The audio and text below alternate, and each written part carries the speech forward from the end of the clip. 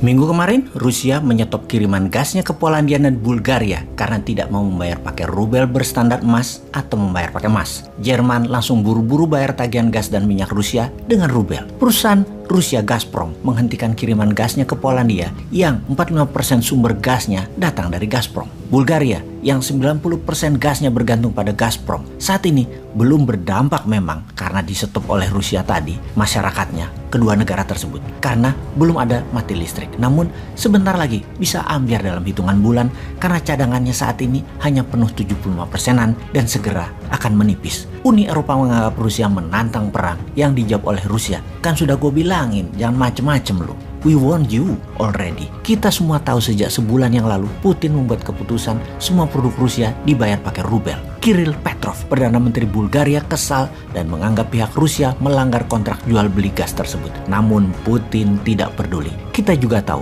minyak bumi dan gas tidak mudah digantikan dengan seketika. Dibandingkan di rumah misalnya, ketika sambal botolan di rumah habis, kita bisa ganti dengan sambal ulek, sambal mata, sambal dadak yang dibuat dengan segera. Menggantikan sumbernya untuk gas dan minyak bumi, Anda harus menyiapkan jalur pipa baru, jalur distribusi baru, perlu tahunan membangunnya. Kita kembali ke Rusia yang memaksa menggunakan emas atau rubel berpatokan emas. Ini mengingatkan satu hal lagi tentang kekuatan tawar dolar yang ditantang rubel dan emas. Membuat otak liar kita yang merasakan ketidakadilan dolar mulai mendidih. Apa kita juga harus pakai emas? Bagaimana sebelum kita putuskan kita membahas sejarah uang dan sejarah emas sebagai alat bayar? Transaksi alat bayar di awalnya menggunakan sistem barter, di mana barang ditukar barang tercatat dalam sejarah pertamanya di daerah Mesopotamia hingga masa kejayaan Babilonia. Pertukaran barang dengan barang yang dicatat dalam sekeping tanah liat atau tablet tadi karena rumitnya menilai sebuah barang yang akan dipertukarkan. Sehingga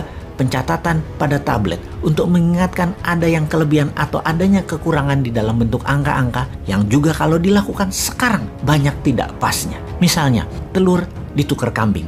1000 telur misalnya, nilai 1 kambing. Sementara yang punya telur hanya perlu sebagian daging kambing. Pada saat itu kerumitan ribuan tahun transaksi terpecahkan dengan disederhanakan catatan bayar di tablet tadi digantikan dengan benda netral bernilai tinggi, yaitu dengan menggunakan kesepakatan bayar menggunakan emas. Awalnya itu di zaman Yunani, sekitar 700 tahun sebelum Masehi, alias dunia selama 2000 tahunan sebelum koin emas dipakai sebagai alat tukar kepercayaan transaksi, masih menggunakan barter yang dicatat di tablet. Dengan adanya koin emas berbagai ukuran, maka kehadiran pencatatan dalam tablet menjadi tidak diperlukan lagi. Setelah jual beli bayar pakai koin emas, putus sudah hubungan dagangnya. Koin emas juga disebut fungible karena bisa menjadi alat tukar barang apapun karena kesamaan nilai.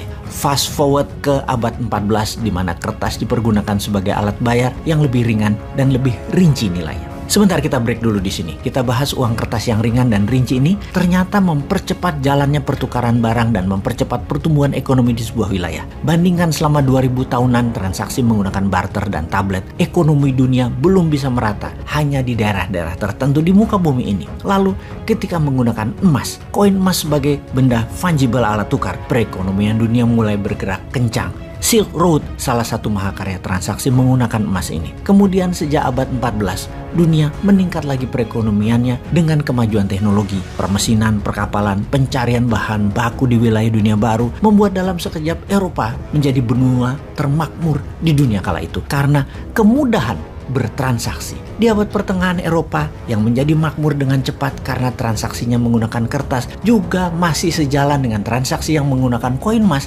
karena setiap terbitnya kertas ditopang dengan barang fisik emas sebagai jaminan terbitnya uang kertas tersebut. Dan terbitnya uang tersebut hanya dari lembaga kepercayaan publik gabungan dari tempat penyimpanan uang, yaitu bank dengan sebuah pemerintahan. Untuk itu, akhirnya dipertemukanlah standar emas untuk menopang nilai uang kertas atau fiat money, di mana Inggris di tahun 1821 adalah negara pertama yang menggunakannya, dan sejak saat itu pound sterling menjadi mata uang dunia. Karena mayoritas transaksi perdagangan di seluruh dunia pada saat itu terbanyak adalah bermuara di kerajaan Inggris yang koloninya ada di seputaran bumi.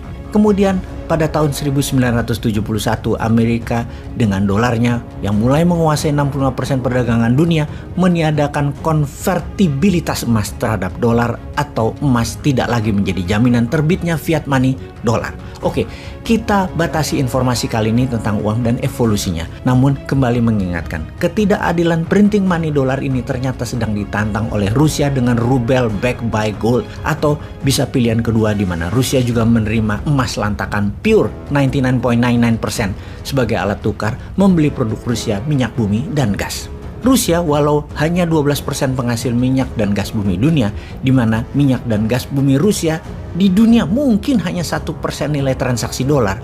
Namun kalau ditantang terus-menerus, maka nantinya semakin beragam lagi yang menantang karena banyak negara terinspirasi, termasuk new mind-nya Indonesia. Maka dolar bisa kehilangan kepercayaan sebagai cadangan devisa negara dan sebagai alat bayar dunia.